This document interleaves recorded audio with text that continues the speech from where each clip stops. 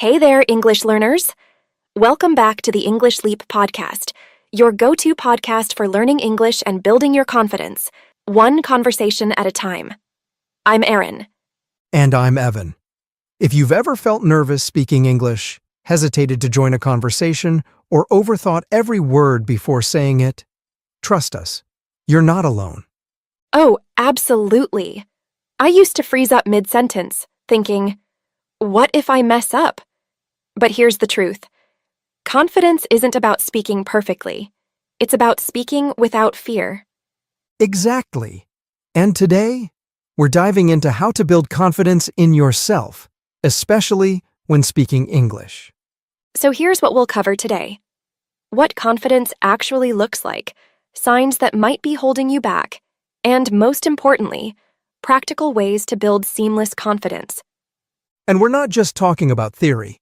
We'll share real-life strategies that actually work.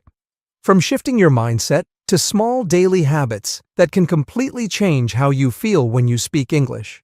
So if you've ever struggled with self-doubt or felt like confidence is something you just don't have, this episode is for you. Before we dive in, we've got something special for you. A free PDF guide with today's key takeaways, plus comprehension questions and grammar exercises to help you improve both your English and confidence. That's right. And of course, we'll also be introducing a handful of intermediate-level words and phrases related to confidence throughout the episode. We'll take a closer look at them later in Charlotte's vocabulary section, where Charlotte will break down their meanings and show how to use them in real-life conversations. Hey, Evan, I'm already pumped up for today's episode. Let's jump in. Same here, Erin. Confidence is such an important topic, and I know so many of our listeners are going to relate to this one. All right, Evan. Before we get into the real strategies for building confidence, let's take a moment to define what confidence actually looks like. A lot of people think it means being fearless or outgoing, but that's not really the case, right? Exactly. Confidence isn't about being the loudest in the room. It's about being comfortable with yourself and trusting your abilities. It's knowing that even if you make mistakes, you'll be okay. Yes. And one big trait of confident people is that they take risks. They don't let fear hold them back from trying something new. Right. If they're learning a language, they're the ones who speak up in class, even if they make mistakes. They venture outside their comfort zone instead of waiting to be perfect first. And they stay optimistic, even when things don't go as planned. If they forget a word or say something wrong, they don't get stuck in embarrassment. Instead, they see it as a chance to improve. Yeah, and that's where resilience comes in. They don't let one bad experience stop them from moving forward. Oh, here's another one. Confident people accept compliments instead of rejecting them. Have you ever noticed when you compliment someone on their English, they immediately say, "Oh no, my English is terrible," instead of just saying, "Thank you." Yes, and the funny thing is, they don't even realize they're doing it. But confident people? They embrace compliments instead of brushing them off. And they make decisions without overthinking. They don't hesitate too much or second-guess everything they say.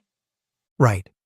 If you're constantly hesitating before speaking English because you're afraid of making a mistake, that's something that can really slow down your progress. They also set boundaries. If something makes them uncomfortable, they're not afraid to be assertive and express their limits. And here's an interesting one. Confident people don't pretend to be someone they're not. They don't fabricate stories to impress others. They're just themselves. Exactly. And last but not least, they actually listen more than they speak. People assume that confident people talk all the time, but in reality, they're usually very attentive. That's a great point. And you know what? The good news is, confidence isn't something you either have or don't have. It's something you can build. Now, before we talk about building confidence, let's take a moment to recognize the signs that might be holding you back. Sometimes we don't even realize that our own habits are making us feel less confident. Exactly. So, let's do a little self-check. Have you ever caught yourself worrying too much about what others think of your English? Oh, that's a big one. A lot of learners hesitate to speak because they're afraid of being judged. And then there's that feeling of anxiety when speaking. Even in simple conversations, you feel nervous or unsure. And what about avoiding eye contact? That's something many people do when they're feeling unsure of themselves. Yes. Or speaking so quietly that others can barely hear you. If you're not sure about your words, you might naturally lower your voice. But that actually makes you sound less confident. Another one, overthinking everything. You replay conversations in your head and dwell on what you could have said differently. Oh, I used to do that all the time. And let's not forget hesitating too much. If you constantly second-guess yourself before speaking, that hesitation can stop you from improving. Absolutely. So if you've noticed any of these signs in yourself, don't worry. The good news is, confidence is something you can build with the right strategies, and that's exactly what we're going to focus on next. Practical ways to build seamless confidence in yourself. Yes, because confidence isn't something you magically wake up with one day. It's something you develop through habits and mindset shifts. And the best part? Anyone can do it. Exactly. So let's break it down into practical, real-life strategies that our listeners can start using right away. One of the biggest mistakes people make is waiting until they feel confident before they take action. But here's the secret. You gain confidence by taking action first. Right. Instead of waiting until you feel ready to speak English fluently, start with something small. Maybe it's saying a simple hello to someone new, ordering coffee in English, or leaving a short voice message in English. When you start small, you build momentum. The more you do it, the more natural it feels. And suddenly, speaking English doesn't seem as intimidating anymore. And this applies to anything in life. If you want to be more confident in public speaking, don't wait until you're on a stage. Start by speaking in front of a mirror. If you want to feel confident using new words, practice them in casual conversations first. Exactly. And that brings us to a big confidence killer. The belief that we need to be perfect before we can be confident. Oh yes, that's a huge problem, especially for English learners. People think, I can't speak confidently because I still make grammar mistakes. But that's not true. Even native speakers make mistakes all the time. Exactly. Confidence doesn't come from perfection. It comes from progress. Instead of aiming to be flawless, focus on getting just 1% better every day. One new word today, one conversation tomorrow. It all adds up. I love that. So, to all our listeners, stop aiming for perfection and start embracing progress. Confidence isn't about being the best. It's about being better than you were yesterday. And a big part of that progress comes from how we talk to ourselves. Let's be honest. Sometimes the way we speak to ourselves is just terrible. If someone else spoke to us the way we speak to ourselves, we'd probably tell them off. Oh, totally. Imagine someone saying, "You'll never speak English fluently. You always mess up. You're not good enough." You'd never let a friend talk to you like that. So why do we let our own minds say those things? That's why we need to flip the script. Instead of saying, I can't speak English well, say, I'm learning and I'm improving every day. Instead of, I'll embarrass myself, say, I'm brave enough to try. Yes. The words you use shape your confidence.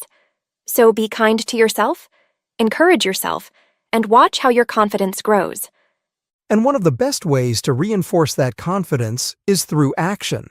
Confidence doesn't grow in comfort zones. You have to push yourself, but in a way that feels manageable. Right.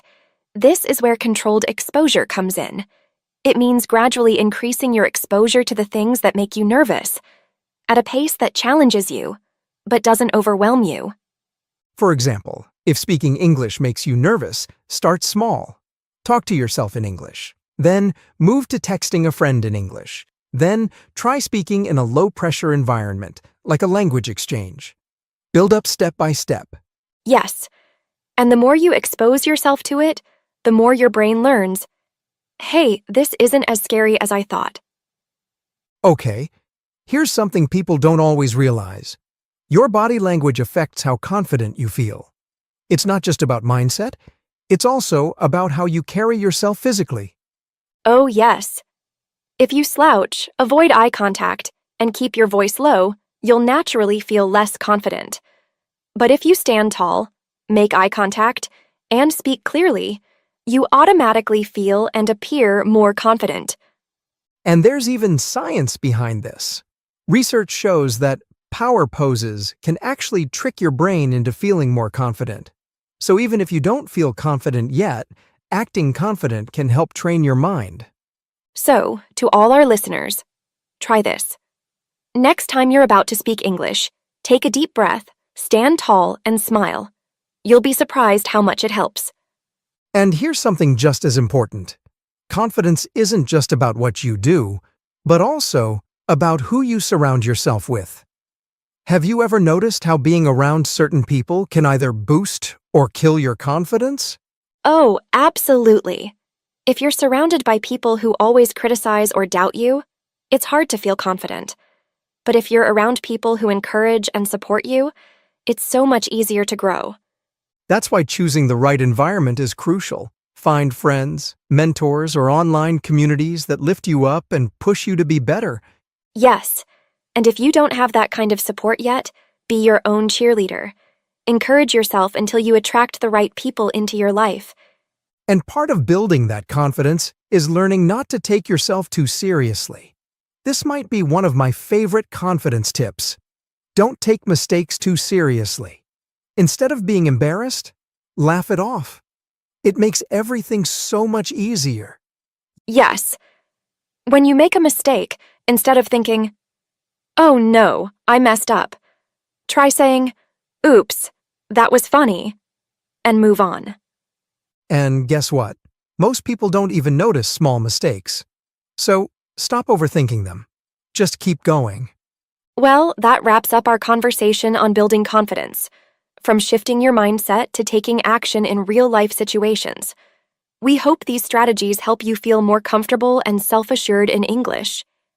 And as promised, it's time for Charlotte's vocabulary section, where we'll explore some of the intermediate-level words and phrases we mentioned today. Charlotte, take it away. Thanks, Evan. Hello again, English learners. In this episode, Aaron and Evan used some great terms related to confidence and personal growth. Let's break down a few of them. I'll explain what they mean and give you examples of how to use them in real-life conversations. Venture, meaning to step outside your comfort zone and try something new. Example, I decided to venture into public speaking even though it scared me at first. Resilient, meaning able to recover quickly from setbacks or challenges. Example, even after failing the test, she stayed resilient and studied harder for the next one. Embrace, meaning to accept something fully even if it's challenging or new. Example, he embraced his mistakes as part of the learning process. Hesitate, meaning to pause or second-guess before doing something. Example, she hesitated before speaking, worried about making a mistake. Assertive, meaning expressing yourself confidently without being rude. Example, being assertive means standing up for yourself while respecting others. Fabricate, meaning to make up or invent something that isn't true. Example, he fabricated a story about why he was late to class. Attentive, meaning being focused and paying close attention. Example, she's always attentive in class, which helps her learn faster. Perfectionism, meaning the need to do everything perfectly, often leading to stress. Example, perfectionism stopped him from trying new things because he was afraid of failing. Overthink, meaning to analyze or worry too much about something. Example, he tends to overthink his responses instead of just speaking naturally. Cheerleader, meaning someone who supports and encourages you. Example, she was her own cheerleader, always motivating herself to improve. That's it for today's vocabulary breakdown. Thanks for sticking with me through these words. Remember, practice makes perfect, so try using them in your own sentences or conversations today. Back to you, Erin and Evan. Thanks, Charlotte. That was super helpful, as always. Absolutely. And now, listeners, it's time for action. Start applying these confidence-building strategies in your daily life. And don't forget, there's a free PDF guide for this episode with today's key takeaways, comprehension questions, and grammar exercises. Grab your copy from the description below. If you enjoyed this episode, be sure to follow, subscribe, and leave us a review. Your support helps us keep creating content just for you. And most importantly, keep practicing, keep learning, and keep growing.